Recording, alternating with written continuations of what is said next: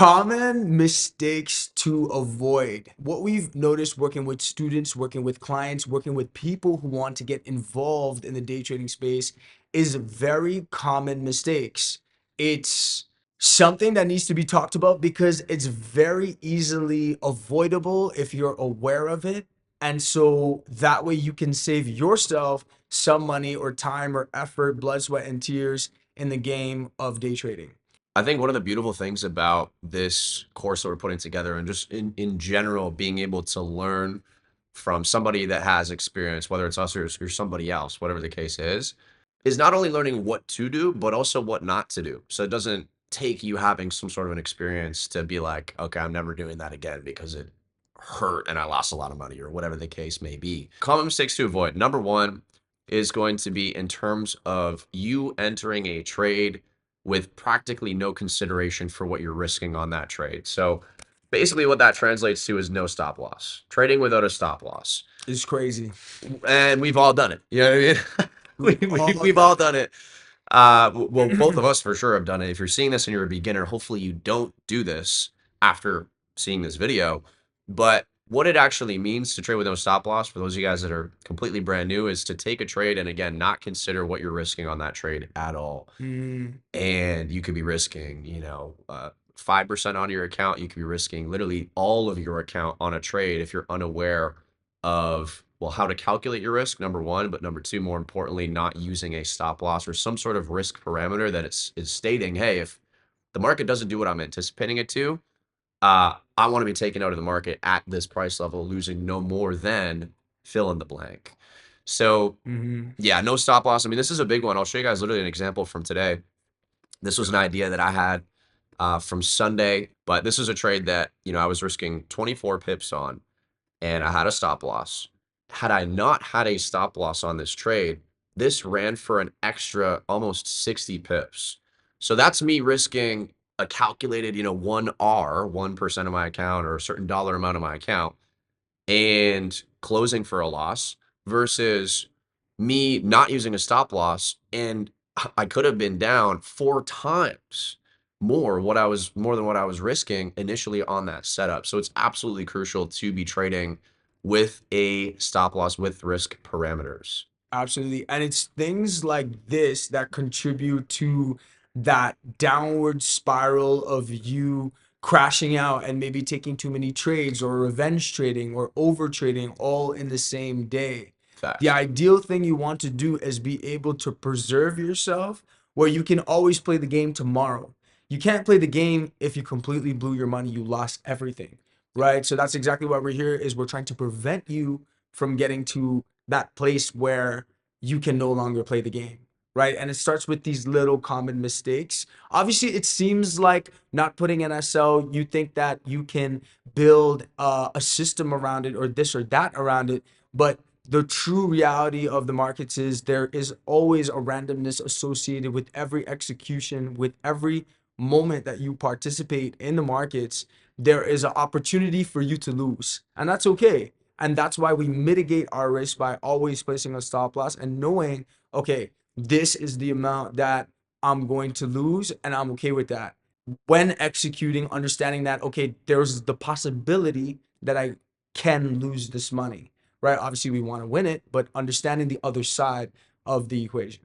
Something to consider as well is you could have a great week trading. You could have a great month trading. You have consecutive fantastic months trading. True. All it takes is one error for all of that to go out the window. Wiped out. And this is a big one that I think for a lot of traders, myself included, in my almost 8 years doing this, like this has been my downfall in the past. Mm. And it hurts. Sometimes you need to experience it firsthand, but hopefully after this video, you take our pain as Yeah. enough of a lesson to not do something as silly as trading without a stop loss. Next one is trading without a strategy. So I will say real quick that that is one of the most, I'm gonna keep it super real. It's one of the most foolish things you can do because there's no way that you can come into the markets thinking that your intuition is all you need to make money in the markets. If it was,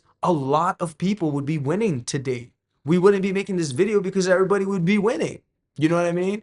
But the reality of it is not coming in knowing how much you're gonna lose, what knowing how many trades that you're gonna take in the day, right? Knowing exactly where you're gonna place your stop loss before you take the trade, exactly where you're gonna place your take profit after before you take the trade. All of these things are so important, and they're always built around a trading system, or you can call it strategy, you can call it model, you can call it whatever you'd like. Everybody calls it something different, but you always want to pull up to the charts with some sort of a plan. It's so important, and not showing up with a plan is really just not setting you for success. It's like going into a sales call. If you're a salesperson, it's like going into a sales call and having no idea how you're going to approach or carry that conversation, what intention or purpose lies in that conversation. You're really just talking to the client to talk to the client. You have no idea what's happening, who that person is, what their personality is like, their behavior, nothing. And you're really just setting yourself to lose. And obviously we don't want to lose in this game. So that's my personal take on trading without a system, without a strategy. I'm curious, Donnie, to hear about yourself. Yeah, I mean, this was me literally for my first practically year. I had no concept of risk management. I had no concept of a trading strategy, and I didn't have anybody to learn from. I wasn't working with a mentor or any sort of community back then. So I didn't know what I didn't know, right? But once I came into understanding that, hey, there's a way to have an edge to Mhm. set myself up to succeed, then I was like, man, I can't believe I was trading without a strategy for so long, without a system for so long. So you want to make sure you're trading with a strategy 100%. Even if it's something simple, simple is great because simple is something you can build on. When you begin to get those data points, et cetera, right? Obviously, these are a little bit like when you're further down the road, you'll start to journal your trades, you'll start to journal your experiences. Simple is great, but pulling up with nothing is just not the way to go. It's not the way to go. You can't throw shit at a wall and hope it sticks with trading. Yeah, You're not it's just not going to stick. it's not sustainable, It's not right? You sustainable. might have a good season, but I Yeah. promise y'all it's not sustainable. The next one, this is a good one, Yes. is not risking the same R per trade, not risking the same dollar amount, not risking the same percentage, Percentage. Yeah. whatever it is Yes. per trade. This is huge. Mm. So I'm going to say not risking the same amount per trade. Yes. And this has to do with R. We have a video in the course that overviews R. So Yeah. if you haven't seen it already, you can check it out. We'll also put a little ticket top right corner of the video. You can check out the video that discusses R. But R is essentially the foundation of a system. Mm. Usually, it's how much am I going to risk every single trade? And if you are inconsistent with your risk, where let's say one trade you decide to risk, I don't know, $100 on the trade, you lose the trade, you're down 100. Mm. But then the next trade you decide to risk $300 on the trade and you lose that trade, now you're down 400. There's no consistency that will really allow you to properly make back those losses. Now, you might have a system where you are risking a different amount every trade because of the number of confirmations you have, let's say. I know there's a lot of people that will have trading systems like that where it's like, okay, if this, and this are present, I'm going to risk 1R or 1% or $10. If all those things and a couple others are present, I'm going to risk 2R. So there's different systems that can allow you to create a winning system without risking the same amount, but most people unknowingly are going from trade to trade, not even realizing that the risk is inconsistent. And that's something Absolutely. that any part of your trading approach, if it's inconsistent, will impact all other areas of your trading and the overall outcomes that you're experiencing with your trading. Key word is consistency. I mean, this is just a life thing. You know what I mean? If you're having a hard time with being consistent in life, hey, it may show up on the charts. And that's exactly why if anything, bringing it to your awareness is that you must be consistent in whatever your approach is, because it's not a matter of winning, it's about winning more than you lose, because you will lose, and we're accounting for those losses and we're mitigating those losses, you will lose.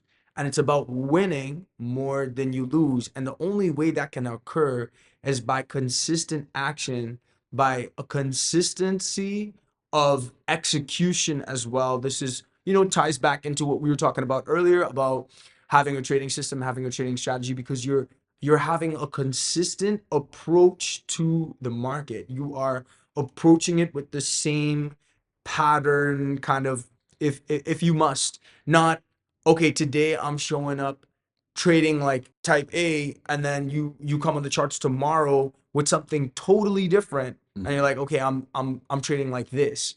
It's going to burn you more than help you. On that same tip as well, this is like so synced up with the next one. It's strategy hopping.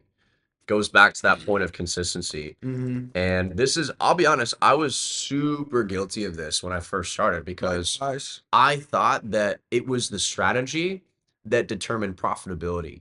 It's not. It is you as the individual, the trader, that determines whether a strategy is profitable or not.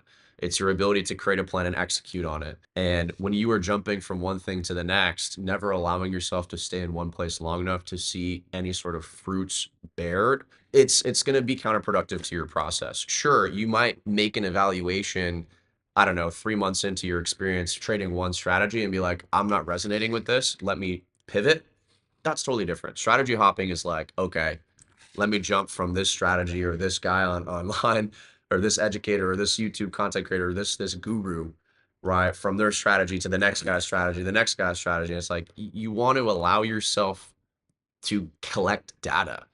And if you're not allowing yourself to collect data, which is you actually sticking with something for like 3 months, Yeah. I would say, which is like a bare minimum, to be honest, like Yeah. 90 days, Truly. then you're shooting yourself in the foot with True. this strategy hopping. Next one will be over trading and revenge trading. Yeah, man, this is, I mean, I think this is usually, from my experience at least, brought on by number one, not trading with it, like trading without a stop loss. Like trading without a stop loss is usually what leads to over trading or revenge trading because now you're trying to make up for a loss that was unnecessary for you to initially even incur in the first place. This is very easy to avoid. Very easy to avoid. It's you setting rules and sticking with them. But what's easy to avoid and create for yourself as rules are also easy to disregard. So Mm-hmm. you have to be very intentional when you're coming onto the charts,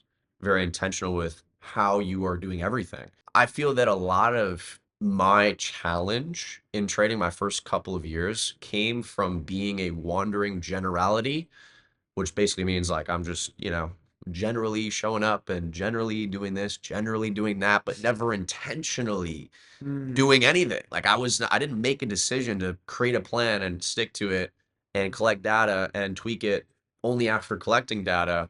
I was just wandering generality instead of being a meaningful specific. And that's a huge, That's deep. that's not even mine. I That's can't claim deep. that as mine. That is from Zig Ziglar. All right. Wow. He's a world-renowned speaker. He's passed away now, but nugget of gold from him. Literally, don't be a wandering generality. Be a meaningful specific, and in life just in general, by the way, but specifically with your trading, super key. Over trading and revenge trading usually leads to crash outs Yep. and downward spirals. If you don't know what we're talking about when we say that, then you haven't experienced it yet. And I don't wish it upon you, but you will at some point. You will have that time where you you think that, oh, I lost this, so let me jump back in. And then, oh, you lost that too, so let me just jump back in with a little bit more risk. And then before you know it, you look back and it's been 30 minutes or it's been an hour, and I swear to God, this has happened to me. And my account's at zero. You're like, oh, what Bro, have I like done? like from $5,000 in a live account to zero in literally like an hour, like one trade, half a trading session. And why I do not wish that upon you. I really mean that when I say that. And so mitigating, how we mitigate over trading and revenge trading is by following the trading system, right? So a lot of these things kind of tie back to the system, which is so important to apply consistency to it, to apply discipline to it, to apply commitment to it, because ultimately it's going to be your commitment to it that's going to produce results in it. The final one, the final common mistake that we want to go over with you today is trading without a journal. That is a crazy one. That is a very important one, honestly. I mean, this is the data that you need to be documenting to make necessary adjustments as you are continuing to trade, right? The benefit in journaling, what is journaling, right? Well, I'm sure it's probably what you're thinking. It's you taking note of and tracking your trades. It's you taking before and after screenshots. It's you logging, okay, I made this much or lost this much on a trade at this time, and this is the pair I traded. This is the direction. It was a buy, it was a sell. How much did you lose? Like documenting that stuff is so important because that's the data that will show you what you're doing wrong, if anything, or it will show you how to potentially optimize your edge and your strategy with more data being collected over time. You know what's crazy too is this is something that when I started to do it, it was a little bit tedious. It was hard to build a habit around. And now it's actually a lot easier because we literally have a trading journal that is kind of automated within the community. So if you Yeah, want that, you can definitely reach out to us. And it's very similar to like TradeZella, but for free inside the literally. community. So it's something that does support with some of the journaling. I still have to take before and after screenshots because that's what I like to do to visually see, okay, this is what justified me taking the trade to begin with. Mm. But a lot of the tedious stuff, like, oh, this is the time I executed the trade. This was the pair. This is how much I won or lost. This was the RI risk, da da da. We have a whole system that automates that for you. It's very simple. If you want that, you can definitely, join the community and you have access to that. But Yeah, and oh wow, like I struggled with this trading without a journal because the thing is, you want to ideally get to know who you are on the charts. And the only way you can get to know who you are on the charts is by documenting who you are and who you're being. A great example is if you're going to the gym and you have a genuine desire to lift more or to lift heavier, you're going to have to at some point journal down like what is the weight that you're deadlifting, right? What if you're trying to lift heavier, but you forget how much you lifted last week, right? Because you're constantly shifting in those numbers, you're growing them ideally, and you're lifting a little bit less this week when you were actually supposed to lift a little bit more this week. You just thought that's what you lifted last week. You see what I'm saying? Like you just thought that this was the same setup as the one that I took last week. And you could be totally wrong yeah, because the markets will always, there's always an association of emotion behind the markets, your execution, everything. You could execute feeling you could take a trade feeling really good and being like, oh, this is like I feel so good about this.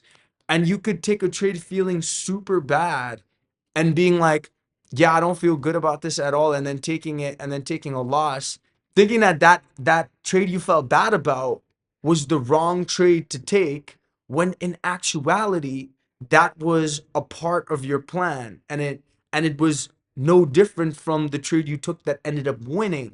mm, So these are the things that will kind of f with your mind, and I'll be real, like it'll drive you a little bit crazy on the charts because you're not journaling it, you're not actually jotting it down, you're not making it a history of you on the charts. yeah. It's really important. It's very important, honestly. So hopefully that gives you a better idea. One thing I'll add to that is I think a lot of people take trading and treat it like a hobby. Hobbies cost you money. I don't know anybody that's like, oh yeah, my hobby is building computers. Mm, Like, okay, you're paying to build computers. You're paying to play golf. Golf's an expensive hobby. I mean, shit. facts. You know what I mean? Like hobbies are expensive. Trading, you don't want to treat it like a hobby. You want to treat it like a business. So it'll pay you like a business, like he was Mm, saying. It's like you want to know what's working and what's not. So how are you going to come in here and start trading and not, do the same things that you should do to have a profitable and successful business? Well, it's the same thing with this skill. You got to treat it seriously and with the respect that it is due mm, and mm. deserves. And I think that concludes our common mistakes to avoid. We should add as a newbie at the end. Yeah, you noobs. No, I'm kidding. Fucking noobs. Just Yeah. playing, just playing. But yeah, that pretty much concludes the video. We know it was a little bit lengthier than some of the other ones in this course, but honestly, necessarily So so. important. And hopefully it's not one that I already know this motherfucker's skipping over some of this shit. And it's For like real. those are the ones that are gonna get clapped, and They're gonna learn the hard just way for real. absolutely bent over by the markets from these mistakes. So, Tough. if you're not trying to be penetrated by the markets in that way, shout out to you for making it to the end of the video. May you not be penetrated by the markets. Jokes aside, though, we'll see you guys in the next video. And let us know what you're thinking of this course, by the way. Let us know in the comments. If there's any videos you feel like aren't in here as you're watching that you want us to make, also let us Yeah. know. Yeah. But with that being said, see y'all in the next one. Peace out.